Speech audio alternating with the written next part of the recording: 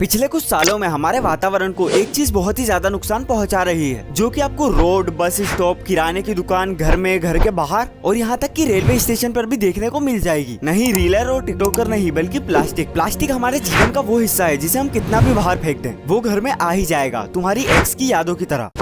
Emotional damn it! Come to the point, आज plastic आपको हर जगह देखने को मिल जाएगा। एक बार सोचकर देखो, अगर हमारी डेली लाइफ से प्लास्टिक को हटा दिया जाए तो क्या होगा। क्योंकि अब हमारी डेली लाइफ में प्लास्टिक इतना ज्यादा इन्वॉल्व है कि हमको बाहर जाने पर हर जगह प्लास्टिक ही नजर आता है। सब्जी लाना हो तो प्लास्टिक, कहीं जाना हो तो प्लास्टिक, यहाँ तक कि कुछ खाना भी हो तो प्लास्टिक, पानी पीना हो तो प्लास्टिक, किसी से बात करनी हो तो प्लास्टिक। प्लास्टिक दुनिया की हर वो पॉसिबल जगह पर मिल जाएगा जहाँ पर वो जा सकता है, और यहाँ तक कि अब तो ये हमारे खून में भी है, जिसको साइंस की दुनिया में माइक्रोप्लास्टिक कहा जाता है, जो कि हमारी बॉडी के लिए तो हार्मफुल है ही, बल्कि ये माइक्रोप्लास्टिक प्रेगनेंसी के दौरान पेट में पल रहे बच्चे तक में पाया गया है। तो आखिर ये सब हुआ कैसे, ये जानने के लिए वीडियो को एंड तक जरूर देखना। For the first time ever, microplastics have been found in human blood. दुनिया में पहली बार लोगों के खून में माइक्रोप्लास्टिक के कण। Plastic problem has created one of the biggest environmental threats to our planet. Plastic pollution. Plastics take millennia to break down and decompose. They pose a particular threat to the oceans and marine life.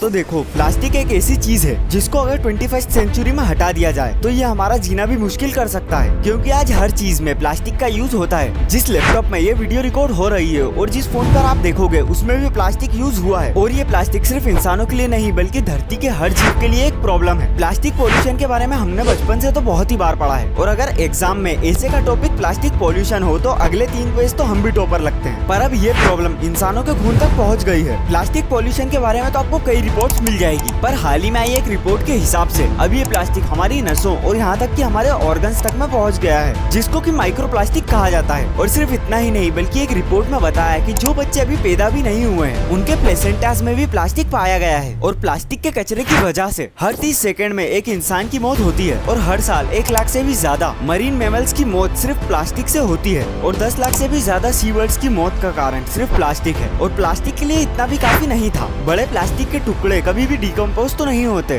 बल्कि वो कुछ समय में microplastic में बदल जाते हैं। और प्लास्टिक के 5 mm से छोटे टुकड़े को माइक्रोप्लास्टिक कहा जाता है। और ये माइक्रोप्लास्टिक अब खाने की हर जगह पर है, नमक से लेकर पानी तक। कुछ देशों की गवर्नमेंट ने इस पर एक्शन भी लिया है, जैसे कनाडा ने प्लास्टिक की थैलियों पर पूरी तरह से बैन लगा दिया है। और कनाडा की दुकानों पर उन्हीं बैग्स का यूज हो रहा है जो कि बायोडिग्रेडेबल है। सिर्फ कनाडा नहीं, बल्कि अमेरिका ने भी इसके लिए बहुत बड़ा एक्शन लिया है। वहाँ पर भी लोगों ने प्लास्टिक अवॉइड करना स्टार्ट कर दिया है। और इंग्लैंड में भी ऐसे प्लास्टिक को बैन कर दिया है जिसको कि हम वापस रिसाइकल नहीं कर सकते। पूरे इंग्लैंड में सिंगल यूज प्लास्टिक को पूरी तरह से बैन कर दिया गया है।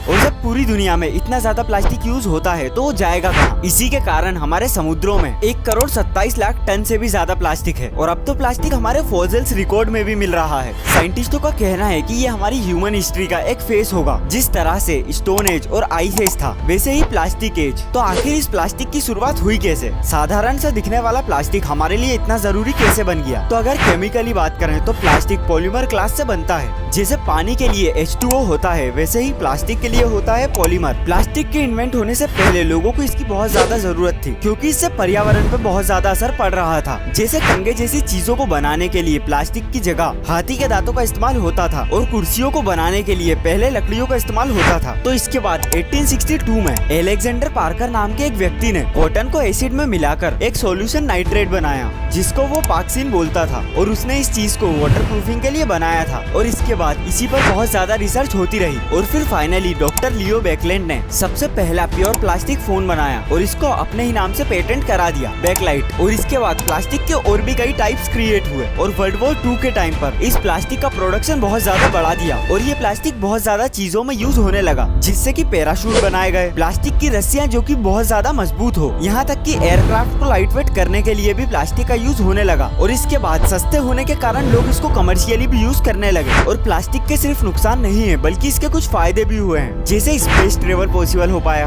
गाड़ियों में प्लास्टिक का यूज होने लगा, जिससे कि गाड़ियां हल्की हो गई, टीवी, फ्रिज, फोन फोन और हर चीज में प्लास्टिक का यूज होने लगा। यहाँ तक कि प्लेन को हल्का करने में भी प्लास्टिक का यूज होने लगा। पर जितना अच्छा ये प्लास्टिक दिखता है उतना अच्छा ये है नहीं। पर इसमें भी प्लास्टिक की गलती के साथ हमारी भी गलती है। हम लोगों की आदत किसी भी चीज को यूज कर फेंक देने की है। अब चाहे वो कपड़ा हो, गाड़ी हो, प्लास्टिक हो या इंसान। और प्रॉब्लम यही कि प्लास्टिक को फेंकने के बाद वो कभी भी डिकम्पोज नहीं होता। अगर आप सब्जियों को और लकड़ियों को कहीं पर भी फेंक दोगे तो वो कुछ टाइम बाद मिट्टी में मिल जाएगा। और अगर बात करें लोहे की तो उसको पिघलाकर हम वापस से यूज कर सकते हैं। लेकिन प्लास्टिक के साथ ऐसा नहीं है। प्लास्टिक कई सालों तक डिकम्पोज नहीं होता और इसी के साथ सिंगल यूज प्लास्टिक का भी यूज किया जाने लगा, जिसको कि हम बाद में रिसाइकल भी नहीं कर सकते। और हम इस प्लास्टिक को फेंकते तो गए लेकिन ये जाएगा कहाँ? ये यहीं पर रहा। और अब ये इतना ज्यादा हो गया है कि अगर हम उसी प्लास्टिक को वापस से यूज करने लगे तो हमको कभी भी प्लास्टिक को प्रोड्यूस करने की जरूरत पड़ेगी ही नहीं। और अब ये प्लास्टिक हमको हर तरीके से नुकसान पहुंचा रहा है। अब चाहे वो समुद्र के जरिए हो या फिर इसको बनाते हुए जो गैसेस निकलती है और उससे जो एयर पोल्यूशन होता है उससे। पर अब इसका असर हमारी हेल्थ पर भी पड़ने लगा है। अगर हम कभी भी प्लास्टिक की चीजों में कुछ खाते हैं तो उस चीज के साथ माइक्रो प्लास्टिक धीरे धीरे हमारे शरीर में जाता है और इस चीज से लोगों में कैंसर होने के चांसेस भी बढ़ जाते हैं। और अभी तक साइंटिस्ट सिर्फ इसकी रिसर्च कर रहे हैं कि माइक्रो प्लास्टिक के हमारे अंदर जाने से हमको क्या क्या नुकसान हो सकते हैं। इसके बारे में अभी तक साइंटिस्ट को कुछ नहीं पता। पर अब इस चीज का सोल्यूशन क्या है? तो अब हम प्लास्टिक को हटा तो नहीं सकते क्योंकि हमारे वातावरण में इतना ज्यादा फैल गया है कि इसको हटाने से हमारी प्रॉब्लम्स और ज्यादा क्रिएट हो जाएगी। तो अगर हम इसको यूज करना कम कर दें तो कुछ फर्क पड़ सकता है। जैसे खाने की चीजों को प्लास्टिक में ना खाएं और पानी की बोतल को प्लास्टिक की जगह स्टील या कांच की रखें और कैरी बैग्स के लिए कपड़े की थैलियों का इस्तेमाल करें। राशन के लिए कागज के बैग्स का इस्तेमाल करें और उस प्लास्टिक को ज्यादा यूज करें जो कि रिसाइकल हो सकता है, क्योंकि धरती में मौजूद प्लास्टिक में से सिर्फ अभी तक 9% ही रिसाइकल हुआ है। तो आज के लिए बस इतना ही। ऐसी और अमेजिंग वीडियोस के लिए चैनल को सब्सक्राइब जरूर कर लो और लाइक भी कर दो क्योंकि वो प्लास्टिक का नहीं है।